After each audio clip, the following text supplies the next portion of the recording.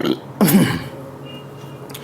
बच्चों, इस वीडियो में हम लोग एक इम्पॉर्टेंट प्रॉब्लम डिस्कस करेंगे। ये प्रॉब्लम मैंने इरोडोव से लिया है। इरोडोव 2.17 प्रॉब्लम है।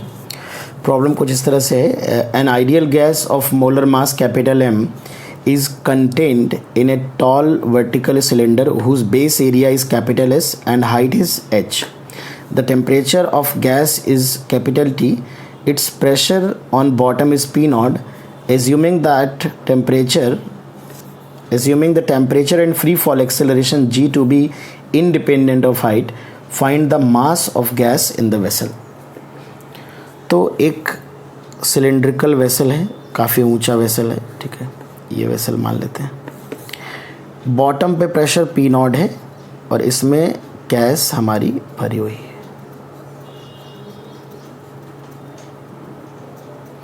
वैसे तो गैस का मोशन ब्राउनियन होता है और जनरली हम ग्रेविटी के इफेक्ट को कंसीडर नहीं करते, लेकिन इस प्रॉब्लम में ग्रेविटी कंसीडर किया गया है और ये दिया गया कि हाइट के साथ जी वेरी नहीं कर रहा है, ठीक है ना। हाइट के साथ जी को, मतलब जी की एच की value generally radius of earth के रिस्पेक्ट में बहुत छोटी होगी, इसलिए जी को कांस्टेंट लेने के लिए कहा गया है, ठीक है। और टेम्परेचर को भी कांस्टेंट मानना है, टेम्परेचर को भी। तो मैं मान लेता हूँ कि कुछ टेम्परेचर T है सपोज, ठीक है। टेम्परेचर T है, गिवन भी है, टेम्परेचर T कांस्टेंट है। और ग्रेविटी की वजह से क्या होगा, अगर आप लिक्विड की बात करें तो ग्रेविटी की वजह से नीचे जो डेंसिटी होगी वो ज़्यादा होगी, ऊपर कम होगी, क्योंकि ये वेट की वजह से जो मॉलिक्यूल होंगे वो नीचे की तरफ सेटल होने की कोशिश करेंगे, ठीक है ना। तो इसमें टोटल मास कैलकुलेट करना है। तो मास के लिए हम क्या करेंगे, सबसे पहले हमारा टारगेट है कि हम किसी तरह का डेंसिटी निकाल लें as a function of height, ठीक है ना। तो हम मास कैलकुलेट कर सकते हैं। ये जो टोटल हाइट है ये h है, ठीक है। तो चलिए देखते हैं इसको कैसे अप्रोच कर सकते हैं। तो सबसे पहले तो अगर मैं यहाँ से y डिस्टेंस पे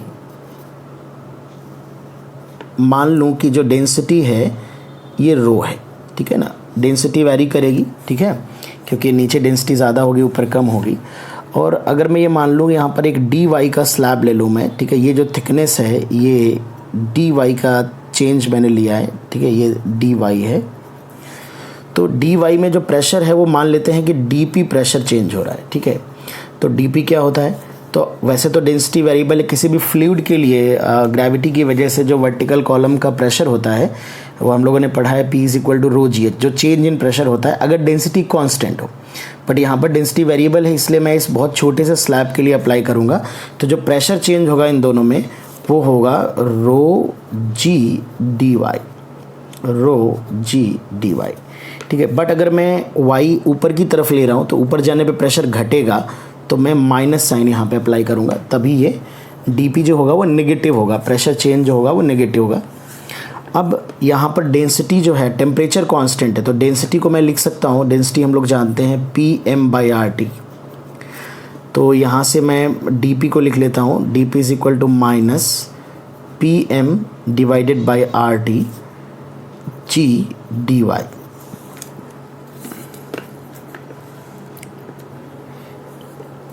तो यहाँ पे अगर हम इक्वेशन बनाते हैं तो dp/P =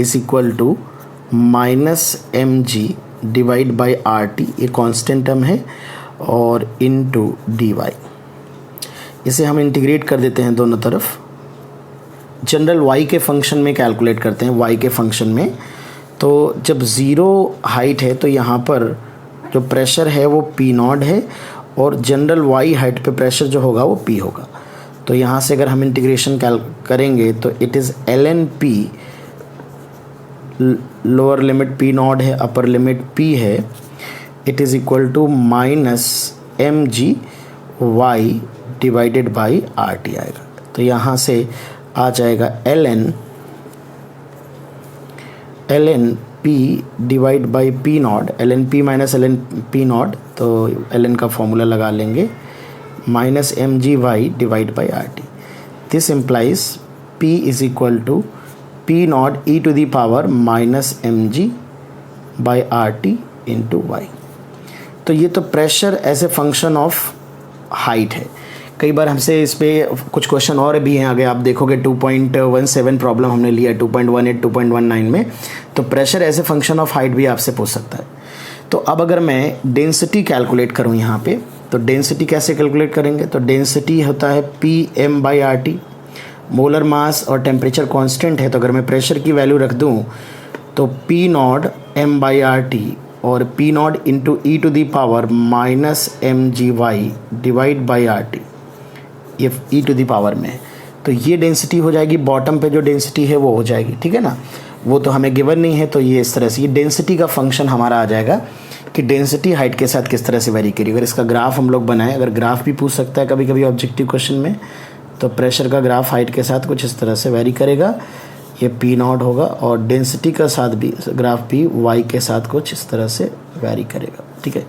बट हमसे कैलकुलेशन मास का कैलकुलेशन करने के लिए कहा गया, तो अगर मैं dm मास कैलकुलेट करूँ, ठीक है, dm, तो ये जो स्लैब हम लोगों ने मानी है इसका मास कितना होगा, ठीक है, तो इसका मास होगा रो इंटू dv, ठीक है, डेंसिटी इंटू वॉल्यूम, क्योंकि डेंसिटी अगर कांस्टेंट है तब तो बेटा सीधे रो इंटू वी कर सकते हैं, बट अगर डेंसिटी वेरिएबल है तो छोटे से एलिमेंट का मास पहले निकालेंगे, तो रो इंटू dv, ये है cross section area s into dy, तो रो का फंक्शन हमें मिल चुका है, तो dm इज इक्वल टू क्या आएगा, P0 m divided by RT e⁻⁻mgy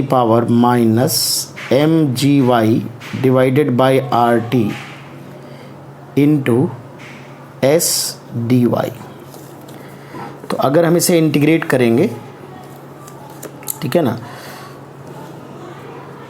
तो यहाँ पे total mass P0 ms divide by RT integration 0 से h e⁻⁻mgy divide by RT dy, ठीक है, इसका इंटीग्रेशन मास आ जाएगा। तो चलो मैं यहाँ पे इंटीग्रेशन कर देता हूँ, तो मास इज इक्वल टू, यहाँ पर मैं ये ऐसे मास लिख देता हूँ, तो जो मास है वो P0 ms divide by RT और e⁻x y इसका इंटीग्रेशन आएगा, तो सबसे पहले इसका जो डिफ्रेंसिएशन आ जाएगा mg/RT उससे डिवाइड करेंगे तो माइनस RT/mg ये आएगा, ठीक है, तो m से m कैंसिल आउट हो जाएगा, RT से RT कैंसिल आउट हो जाएगा, और इसका जो इंटीग्रेशन आएगा it is e⁻−mgy divide by RT 0 से h। तो जो मास आएगा अगर हम लिमिट रखेंगे P0 s divided by g with negative sign, और ये e⁻−mgh divide by RT minus e⁻0 1 हो जाएगा, तो it is P0 s divided by g 1 minus e⁻−mgh divide by RT, ये हमारा मास आ जाएगा। अगर आप इसे कैलकुलेट करेंगे तो ये हमारा मास निकल के आ जाएगा। तो इसमें ज़्यादातर अगर इस प्रॉब्लम में देखेंगे तो ज़्यादातर इस प्रॉब्लम में मैथमेटिक्स है, ठीक है ना, बस लेकिन थोड़ा सा बस बेसिक लॉजिक यही है कि पहले आपको डेंसिटी का फंक्शन कैलकुलेट करना है। अगर आप डेंसिटी, और डेंसिटी के लिए आप प्रेशर का फंक्शन आसानी से निकाल सकते हैं, देन डेंसिटी पे जा सकते हैं। तो इसमें एक बड़ी सी प्रॉब्लम है, बट इसमें टुकड़े करके आपकी ऑब्जेक्टिव प्रॉब्लम जे मेन में पूछी जा सकती है, मोर देन वन में एडवांस में पूछी जा सकती है। जैसे pressure as a function of height पूछ सकता है, density as a function of height, mass पूछ रहा है। इसमें एक प्रॉब्लम और है, हम आगे डिस्कस करेंगे नेक्स्ट वीडियो में, कि सेंटर ऑफ मास